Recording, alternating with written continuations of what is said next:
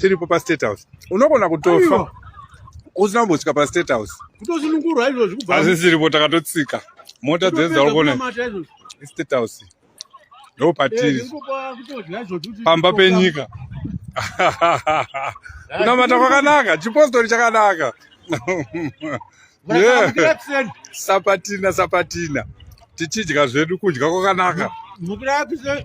Tiri kutodya pamasowe panapa but tiri kudya nyama. Imi mukwenyu hazviko.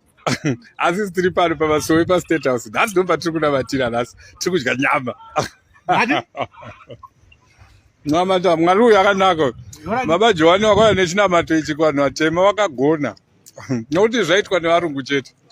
Asi nhasi uno tisu tiri kuzviita. Vana vabvudze popi. Hatina matei wakomana. Pana baba benzi vechipostori vakafunga kuti kudya chicken ini vachizvirova katuntuntu vachizviti vari kudya sapatina.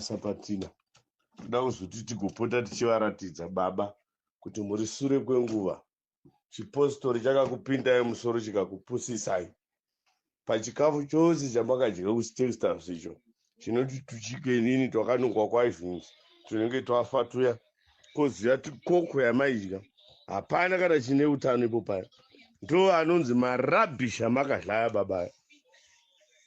Saka kana muchifunga kuti makagonegwa kwakatsvagwa vakazungaira vanopemberera kuchokudya chavanofuma mangwana vachienda kutoireti nemeno asina kukweshewa.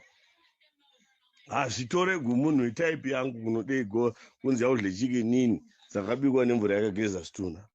Makasarira baba munodero nokuti muri mupostori bhozi kuchipostori kwenyu kundokuna vanhu vakazungaira makabatwa makumbo mukaita zvekurembedziwa so mune mbumbu chena pamuromo dzindebvu nemusoro wakati matsva nematusi. Makaenda kutoireti baba vechipostori mukanodhota pfungwa mukasiya mwangarire wematuzi musoro. Vana venyu mune vangani adya sapatina vangani zvamainda murimi moga makaguta. Nyaya iripo hatipemberere kuenda kuState House kudanigwa mbukuru yabikwa nemuroyi. Tinotsvaga musha unouya wokudenga. Zvino imi kana muchinamatira zvemadyo zvokuti mangwana munofuma mamama muri rema rababa. Ndosaka muchitukisa postori imi nokuti vana Johana haana kumboenda kunodya pazvitebhuru zvemambo wenhema. Chakanaka chamunomamadanigwa kuchii ndio zvamaona vana Shadrach nana Meshaki nana Abednego vakaramba kudya patafura yamambo nokuti papo pane pakabikwa sapatina imvura yakagezwa zvitunha neimwe yakagezwa musuri. Imi michenyu chamuri kutsvagwa kupata. Vafundisi venyu vakadyisa makwai panguva dzekumanikidzwa muri vafudzi vakakokwa.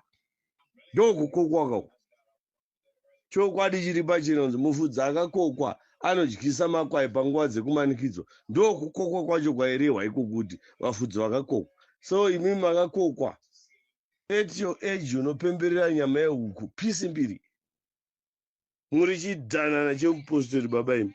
Ndofunga kana kupishika chako munopishikira mberi.